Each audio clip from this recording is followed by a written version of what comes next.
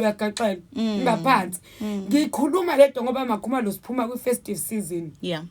abantu bebethokozile abanye bencila abancile baze bakhohlwe yabona abantu bebeyithrowa bejabula Zipho it was not even into yokukhohlwa yokuncila abantu they had plans ukuthi sifuna ukuba nobumnandi uma kuukuthi ubukile ukuthi bekwenzakalana eKapa weekend esiphuma kuyona wonke umuntu befuna ukuba khona now iplan yokufika eCape Town bekufanele kwabanye kube abanye ababenza bafike khona yebo and uma laba abanye bezo ba willing ukusacrifice inanana why not for as long as I'm able to go to Cape Town Zipho uthi umuntu mangizofika eKapa like you are saying ngingenza noma yini kodwa kahle deep down uyazi ukuthi akafuna ukwenza lenye party ufisa umuntu ongamfanda kodwa hayi ngoba ezofuna lokho kunye kodwa uyena futhi ozokukhipha kuqala lokho kunye as a form of saying thank you ngoba ebona ukuthi anginalutho esandleni engingambonga ngalo lo muntu ngaphandle ukuthi ngimbonga ngale ndlela do you know ukuthi kunabantu besilisa we are so responsible othi uziphosa kuyathi bengikusiza nje because buthi ngosiza kodwa angidingi ukubonge kanje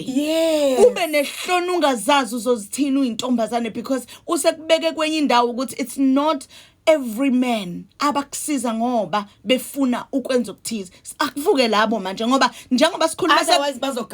njengoba sikhuluma manje sekubuyiwe manje abanye abakabuyi kodwa sebeyobabopha because fa bafike nestory esizwakalayo ekhaya fa kube nestory esizwakalayo ukuthi njengoba uhamba iviki lonke ubuyephi uyokwenzani nobani uhambe nobani so kufanele nestory so wena uyajele wena manje futhi umuntu wesifazane make wathi ratio akekho umuntu othi unamanga ngoba uhlela umuntu wesifazane wakwazi ukuthi ba vulnerable kanti abanye abekho vulnerable bakhohlakele abanye abekho vulnerable bagolable abanye abantu besifazane abekho vulnerable they are very evil and I will say this nami ngumuntu wesifazane umuntu wesifazane uyakwazi ukuyiplanela indoda yomuntu ayiplanela ukuthi ngizoyibamba kulela khona nalela khona ngidicilele phansi kodwa ke abantu besilisa uma bangabezothi wake up and smell the coffee bazogaxa let me just make an example mhlawumbe before siye emarket yakho makhumalo uyazi ukuthi ngokwasendulo ipeace uyalazi ipeace ehunter ipeace laliphuma lithatha ikhali lihambe lizidlule impunzanyana ezikhona eroundini yangasekhaya ngoba ubupeace bikusekutheni you go out there in the endeavors of the forest and go and hunt ukhiphe sonke isikilo naso mhlawumbe ngabe ijubane ngabe uciba uyabona because ubupeace babe sekutheni ubuciko bakho ngesikhathi ufunele inyamazana usebenzisene kwesinye isikhathi ayiba khona inyamazana evele ivukele uyabona bengisho but uthola ukuthi ipeace selmarketile ngezizathu esithile mhlawumbe inembala ethile sifuna ukukhanda ibheshi ngemakhonto efuna sikoyikhanda siyeke levu eyivukelayo siqhubeke sijahe le izoyifaka emaveni yenze yonke into kodwa maselibuya ipeace lalihambela phezulu esikhathini esiningi uma ubona inyamanzane noma impunzi igcaluzela ngasekhaya kwakuthiwa ithatheleni ibula nifake eziko ngoba kushuthi nani ino poison noma sikhona into esiyidlile ngoba naturally inyamazana ukuzizela inyamazana iyafuna sacela bandla ungihanthe ngicela ungicibe ngisacela bandla ngicela man ngicela ungiциbe ungipheke ungidle ngisacela mina ngiready for umkhonto ngicela ungibhokode. We're coming back with Uzipho Sabantu Stufuza 20 minutes after 8 isikhathi sakho Dr. Tobi speak a word yo inamandla nayile at Tobile K on Instagram hamba uyobheka lapho Stufuza uzombona inhlobo bachazeke yona ukucijwa ngomkhonto qala ucibe ubhakodiology.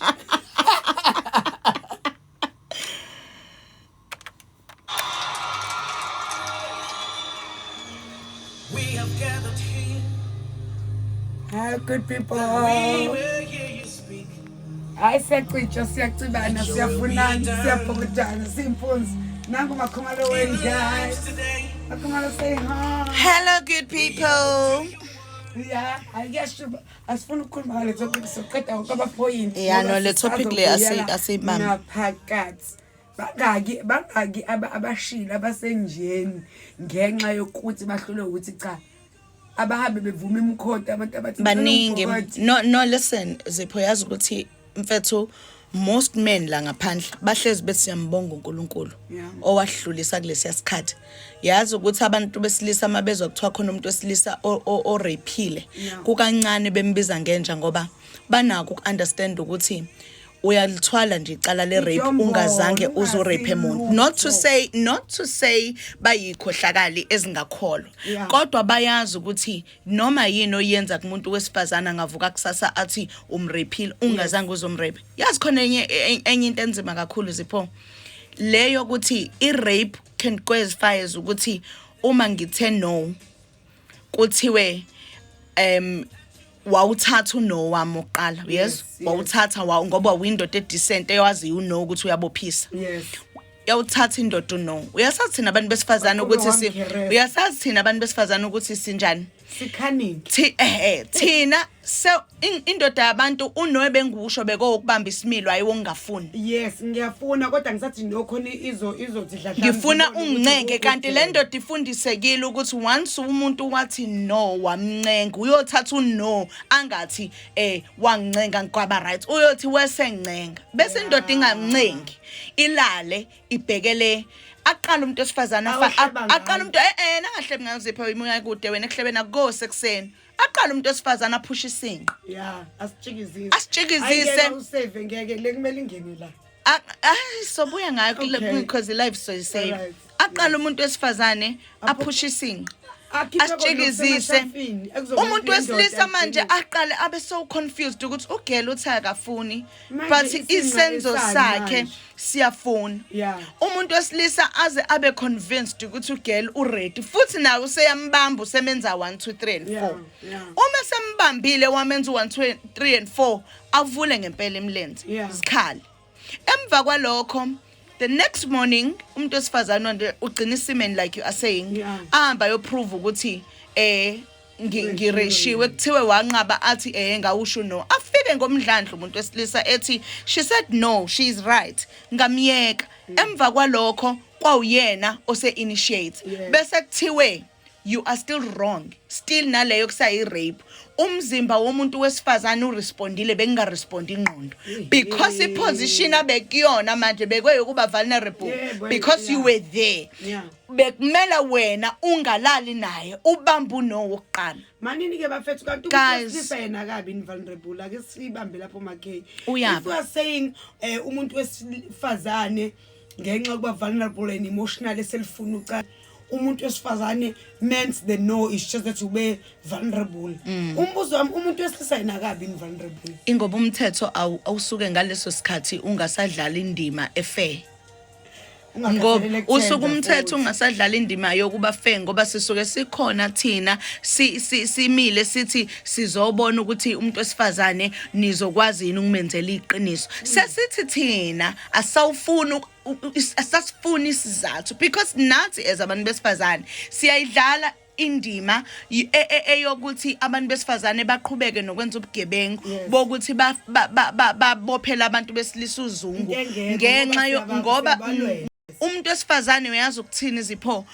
kuthi wameke wambuza ukuthi wena ubewenzeni kuthi usuke wena uwena wrong ngoba umuntu wesifazane kufanele azenzeni ukuze kuze kwenzekeni but iqiniso lithi side le story kanti manje sisalibheki yini ngapha nangapha ngoba there is no way ukuthi ngaba neqiniso elilodwa emhlabeni kukhona iqiniso kukhona amanga kukhona akasibheke ukuthi kuyini eliphi iqiniso now umthetho ke ufika ke kube inkinga lapho ke ngane yakho that is why you as a man kufanele ungakhohlwa lokho ungaphile ngathi awazi ukuthi umthetho uzokwenza njani mase kufika ngalo ungaphile ngathi khonto ithembile phila ukhombisa ukuthi uyazi ukuthi ngeke uze ube protected ngesingezansi konje sathi yini khona nani angifuni umuntu ocabanga ngobhoko ubhoko ubhoko liyamislidana mfana uyabona ubhoko alinayo ingqondo ubhoko liyamislidana mfana nenanani ingenangqondo yebo mawufuna ukucabanga ngobhoko ngane yakwethu uzongena obishini ingqondo iphathi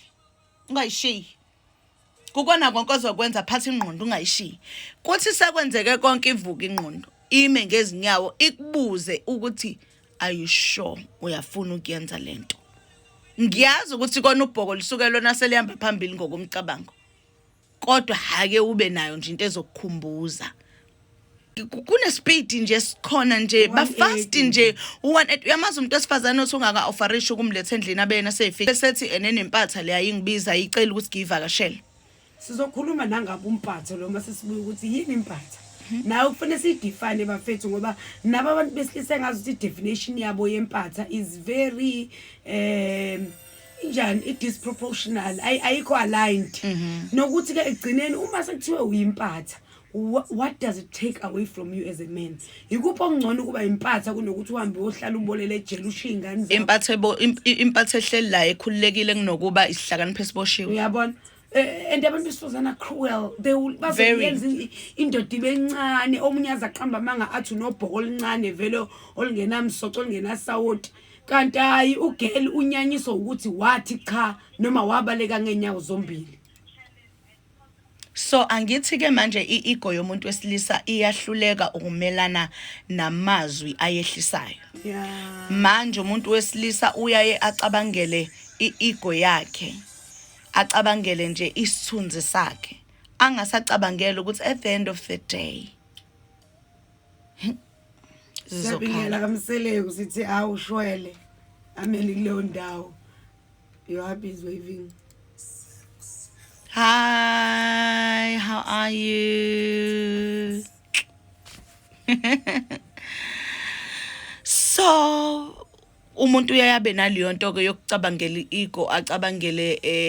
isithunzi, acabangele yonke enye into engeke imsize ngalutho at the end of the day, ezomdicelela phansi yona even more. So, kuhle nje ukuthi sikukhuthaza ukuthi ubumpatha ukhululekile ngaphandle nobuhlakani uboshiwe hayi ungakhetha nawe uthi ukhetha kuphi awukhetha ikhetha unangudumo afethu asikakabuyeli sizobuyela khona manje siphinde sithi ake sithi ukukholwa kancane eyami i-live ayidlala so injalo ke indaba ke ziyakhala namhlanje ake ushare lapho bakithi ku Facebook if you don't have to say igama lomuntu but if you can relate with this experience la as umuntu wesilisa wawujethi kumnandi kubutheberebe utshela ukuthi na you are the real thing Zipho nangu I am samke_mtolo uthi yo ijulile le topic please tell usisipho zawadi ukuthi cela avule account yakhe ku Facebook ibe public please angisawabona ama poster wakhe. Okay, kusho ukuthi ivalekile khona othi naked truth bagcwele abafowethu emajele bengenzanga lutho kukhona othi I love you makhumalo nkosazane kamalume ulwandle olungawelwa luwelwa izinkonjane eziphapha phezulu. Ah man, thank you so much. Hi Thola Khanyile uthi please mention my name. Oh hi Thola Khanyile. Thola ilojela ukusirecorda owasithumela. Is it? That's awesome.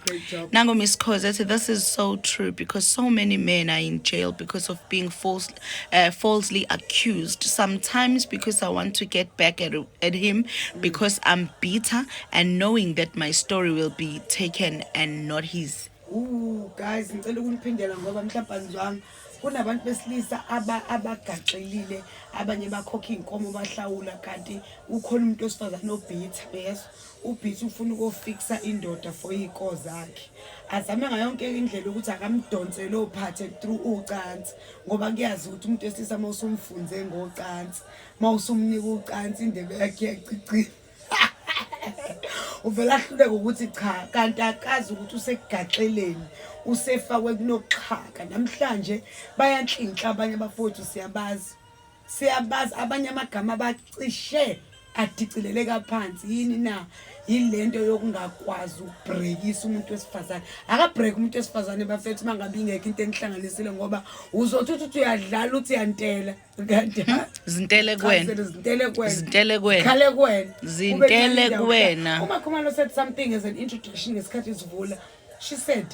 nani kodwa abantu besilisa ayibafethu especially particularly African men we get it we understand the culture around women and all of that but hayibo sicela bandla ukuvuselwa inthali yamadoda azoba nesidima ngemindeni yabo. Yasima njengoba ngiyisitufuza njena ngiyitufuzelele. Umela bakwini. Cabanga ubumnandi bokwazi ukuthi indoda yami yinhle, iyathandwa, iyafuna. Which is not a problem because guys, when a man is handsome, let's not take it away from him. Izofuna. Lento